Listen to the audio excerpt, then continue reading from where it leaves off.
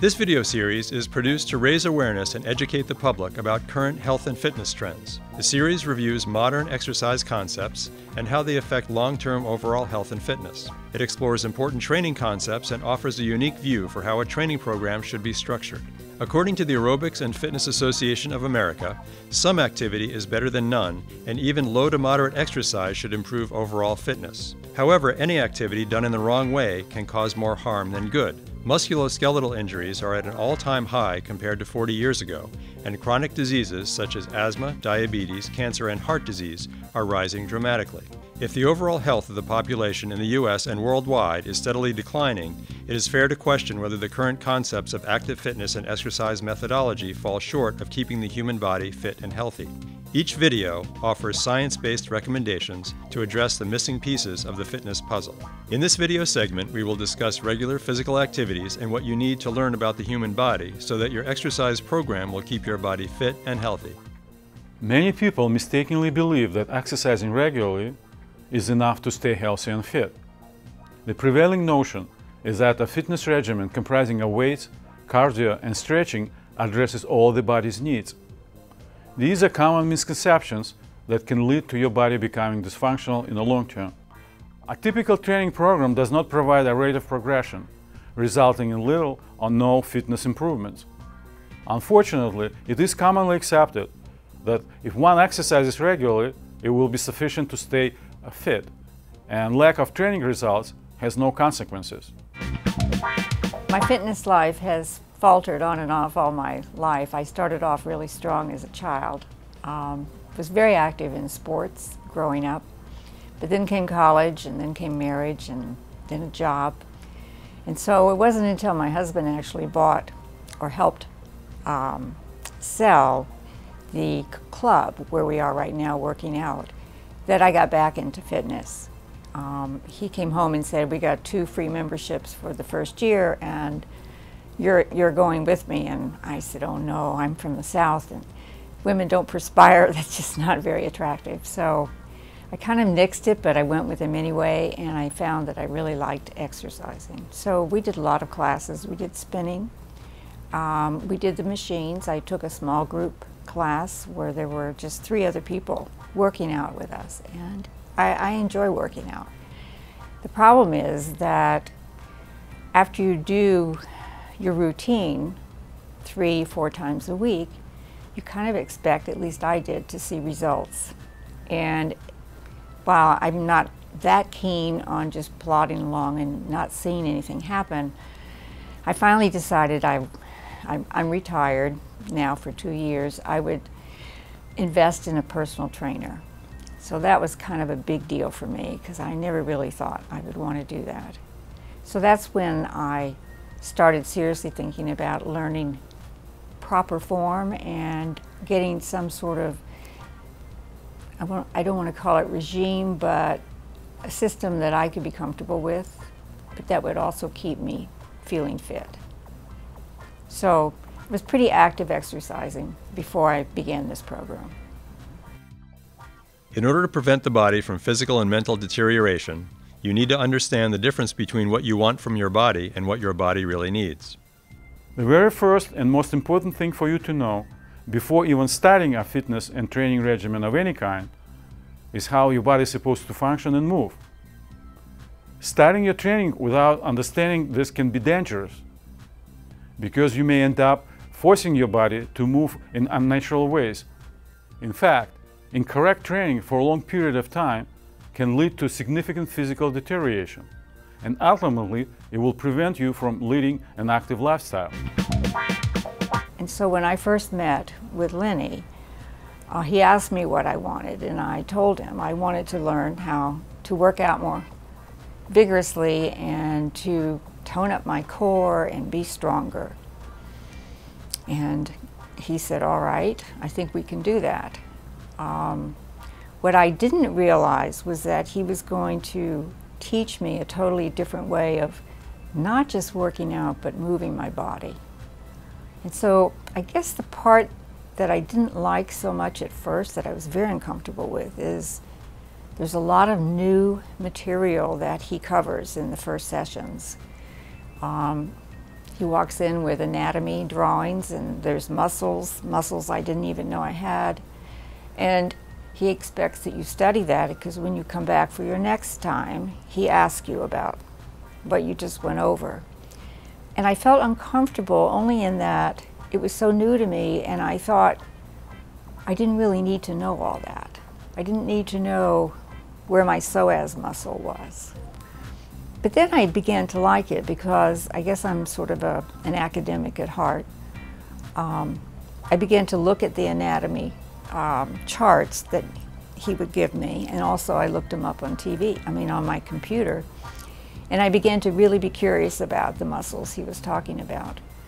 But the movements, I'm used to like running as fast as I can, or spinning as fast as I can, and this new method was all about slowing down and moving my body differently.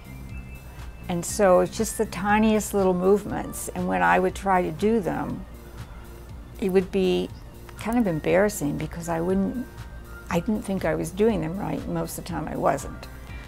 So many years have gone by in which I've apparently moved my body incorrectly. So even walking, the way I walked was not the form that I should be using to walk, much less run. And so I think that, and the other thing that I missed was just getting on the machines and working out for 30 minutes without thinking about anything. I used to listen to my music while I worked out. In this program, you don't listen to music. You have to think about what you're doing, and any distraction is considered to be totally nefarious and to be shunned altogether. So I was feeling that my regular routine at the gym was, while I thought it was adequate to keep me healthy, cardio-wise, I was really not doing much strength training. And I knew I needed to be doing that. And I didn't feel like I was able to make progress on some of the key parts of my body that I was becoming increasingly disappointed in. So I thought I would try something new. I've been working in this program since January, and I am still learning how to walk. So for anyone who wants a quick program that will get them where they want to be in 6 weeks or 12 weeks, it hasn't worked out that way for me. But again, like I said at the beginning, you don't always know what you really want. You can ask for something, but maybe that's not what you really want. And so I'm glad that I didn't get the 6-week program or the 12-week program, because that one would have been more of the same of what I was doing already. And yes, I might have lost 5 more pounds or dropped 2 more, or shrunk 2 more inches, but I don't think I could have maintained it, because it was a totally ineffective way for me to maintain. And I'm not somebody who wants to be at the gym for 2 or 3 hours every day. Functional training can help to connect your physical activities with daily life. For example, if you learn how to squat, it will help you stand up and sit down properly. Also, when you make your body more functional, you will develop a connection between your body and mind, and it will give you a boost to your inner desire to exercise. Training movements, not muscles, will help you to understand how the body is supposed to function, and it will improve your body awareness. Connecting training with your daily life activities will help you stay healthy. For instance, improving your walking stride will make it easier to complete daily tasks and avoid injuries. In fact, I have to relate a small anecdote, if you don't mind. I recently had cataract surgery and was admonished to take it easy for the rest of the day, but was told that within 2 hours I could go out for a walk if I felt like it. So I did. I went out for a walk, and I told my husband I was going down to the mailbox to mail a letter and be right back.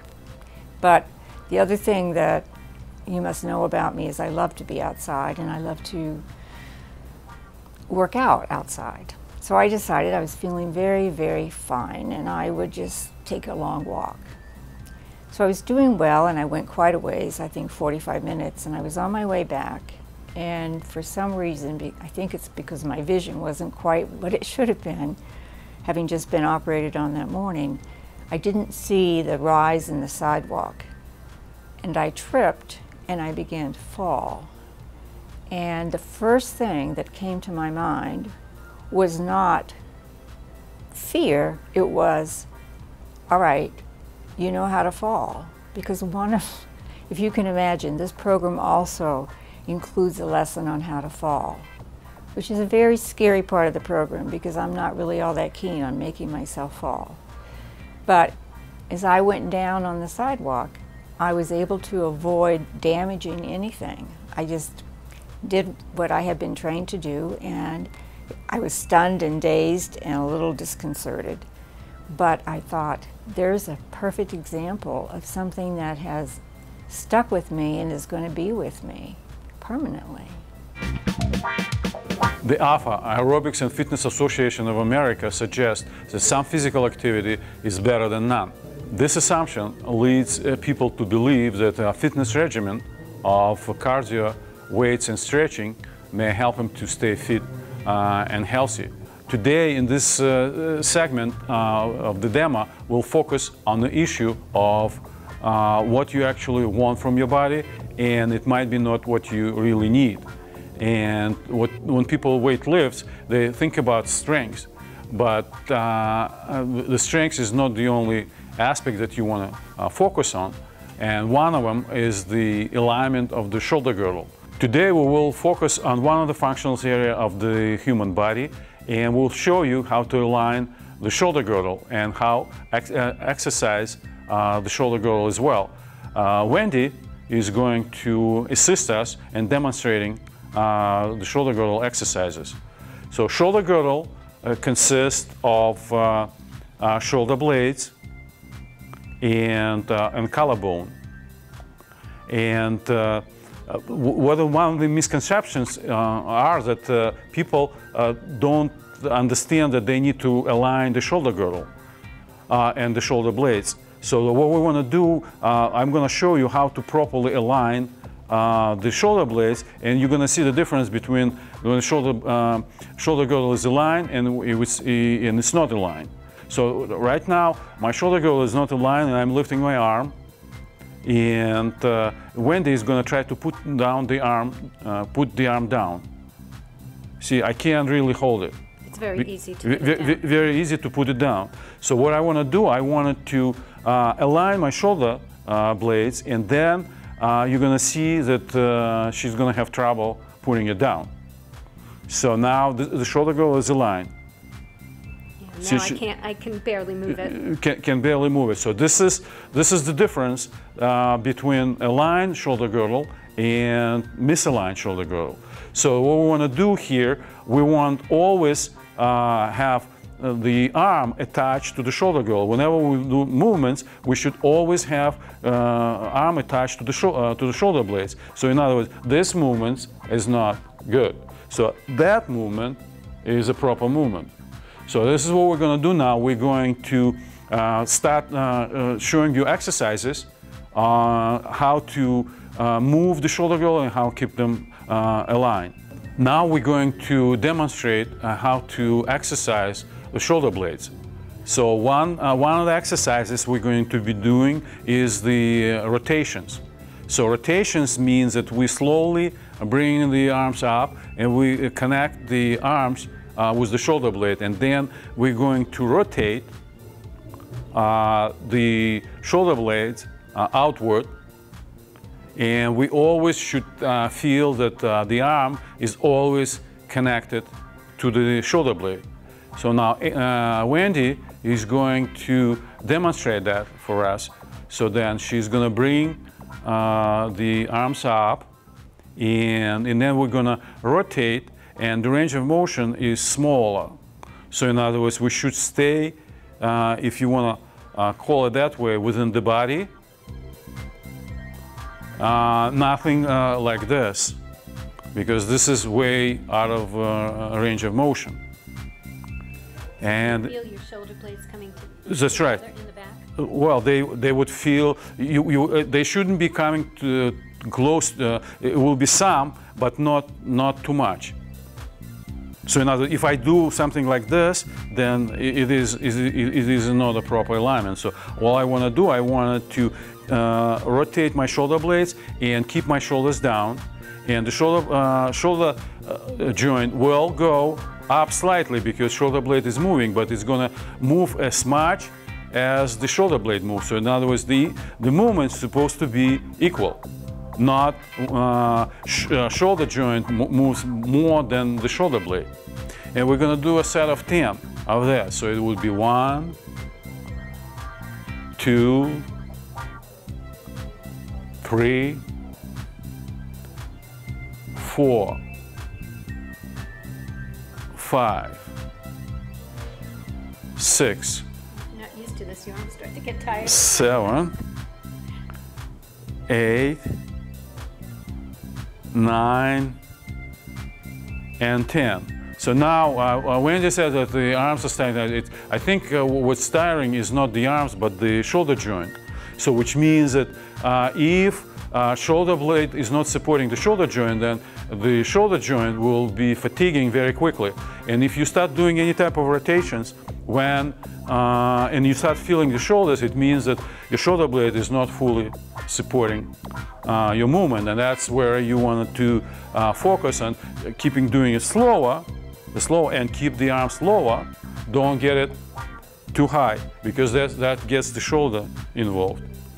And so then keeping the shoulder blades down and the shoulders also down, and trying to do the rotations, and you shouldn't be feeling the shoulders. But obviously, if you're going to start doing these exercises in the beginning, you can't be perfect. So then it would be in the beginning some time before you can get to a point that the shoulder blade working properly. So you have to put some sufficient time to practice. So then the next exercise, we're going to do protractions and retractions of the shoulder blades. Shoulder blades is going forward, but it won't be going forward like this. That's out of alignment. And this is what happens when people do any type of a movement, lifting or carrying or reaching like this. That's out of alignment, and then puts too much stress on your shoulder joint. We're rotating the shoulder blades that way, and we keep everything within the body. So nothing like that. This is out of alignment, and it's now the shoulder blade is not supporting the shoulder joint. Rotating here and feel that your shoulder joint is supported by the shoulder blade. So that's 3, 4, 5, 6, 7, and 8.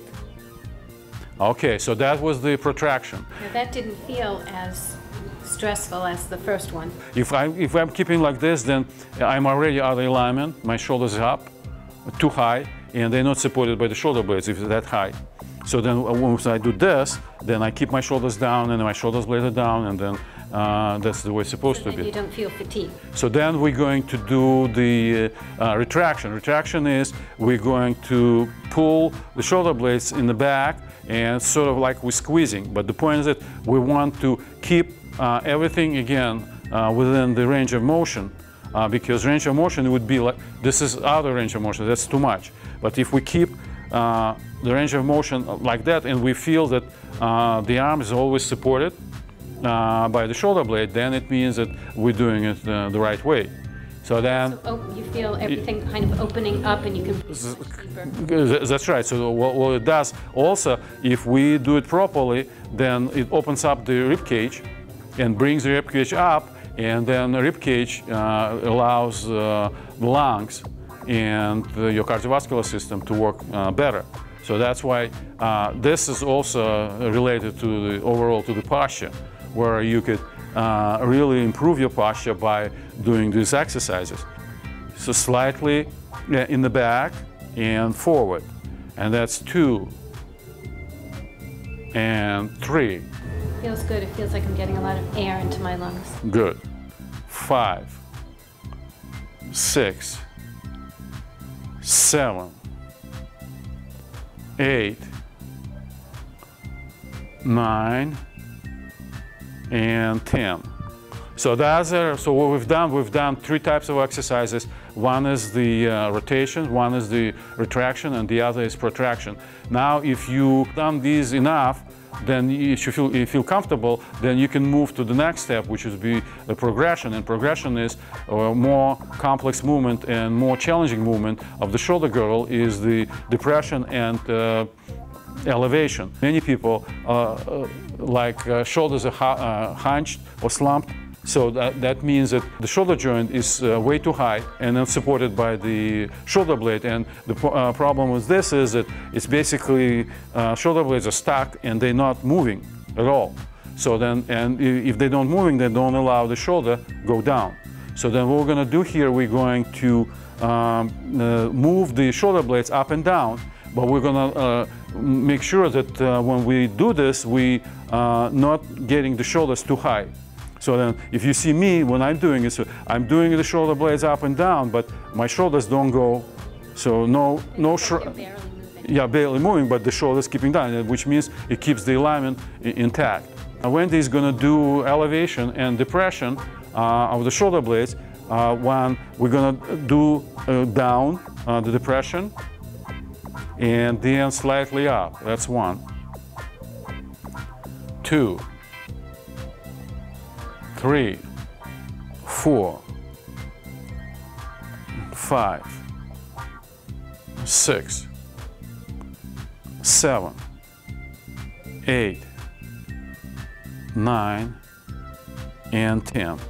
So that's part of the keeping the shoulder blades down, and which in turn will bring the shoulders down as well, and we're going to keep in there. And then every time we move, we want to feel that if we lift, then the shoulder blades is going to go down, and then they're going to slightly up. Is it important to be standing when you do these exercises, or could you do them sitting down? You could do them sitting down, but the thing is that it would be better if we work this and the rest of the body also started learning that shoulder blades is not working in isolation. They work with the rest of the body, so then the rest of the body is supposed to be connected to that. It's not just you're going to be sitting, because sitting is one of we have to sit. We sit in our lives, and maybe too much. But point is that most of the time we have to move, and then when we move, then the shoulder girdle should be connected, and it is connected with the rest of the body through the abdominal muscles and some other muscles as well. So then we want that to be connected. It would be better than just sitting it.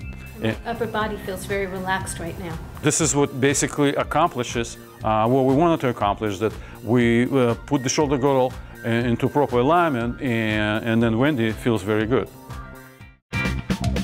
I've been a member of a local gym for about 16 years, and I try to go 3 times a week. I do weights, and I also do cardio. I'm in the gym for close to 2 hours, and once a week I like to go swimming. So that's usually my routine in the gym. And then outside the gym I have a dog, and I feel really guilty if I don't take her on a long walk, and a long walk means anywhere from 2 to 4 miles. So every once in a while it comes to a point where I'm just really bored. And when I get really bored, I start going to the gym, which I feel is not a good thing. So at that point I try to break out and do something different. So different would be maybe getting a personal trainer. My hips were also locked, and I worked with a trainer to do certain exercises to get my hips moving. And then I just came, maybe like 6 months after being with the trainer, I got this feeling of euphoria. It was just like everything was wonderful. I was always smiling. I was always happy. I just felt really good. I felt really calm. And I have to say that was the exercise, because I don't remember any other changes I made in my lifestyle at that point. Swimming has become much easier because I notice that my hips are moving, so there's a little bit of sway from side to side, and that's making my stroke much better than it was.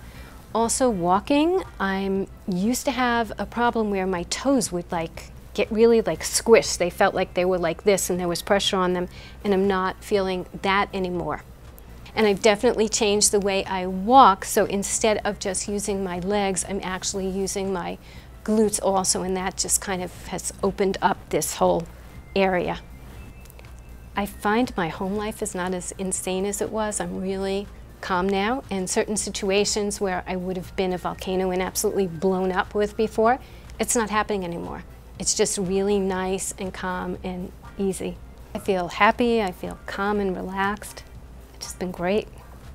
I'd say it took at least 6 months, and at that point I just felt like my body was moving easier. I wasn't having as many aches and pains. My appetite also decreased, which was not a bad thing. People in my family have noticed this as well, and they make comments about it, and some of my friends have as well, and they've asked me, well, what is it about what you're doing that's just kind of calmed you down and thinking about something before I just jump right in it feet first.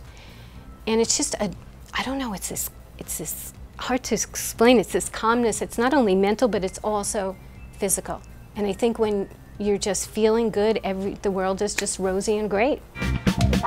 After I retired, I was doing a lot of work on my house, and I actually hurt myself, and I had to have surgery on my spine. I saw Lenny, one of Lenny's promotions, and I met with him, and he was really very helpful in terms of showing me how to do exercises and just to pay more attention to my posture and to balance and to what he calls core fitness, which seems to have been exactly what I needed. And I actually feel like I'm healthier now than I've ever been in my life.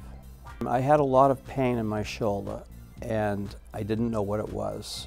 And my doctor had been telling me for years that I needed to get more exercise. And I had high blood pressure and high cholesterol. I had bad posture, and I needed surgery on my spine, but the reason my spine was not the way it should be was that I didn't know how to take care of it. I didn't know how to sit straight and stand straight and exercise the right muscles and to keep it healthy. And that's what I learned from Lenny. He explained his approach, which it really made sense to me because I was a science teacher, and Lenny's very much a science-based kind of trainer. And he knows more about anatomy than I do. I was a chemistry teacher.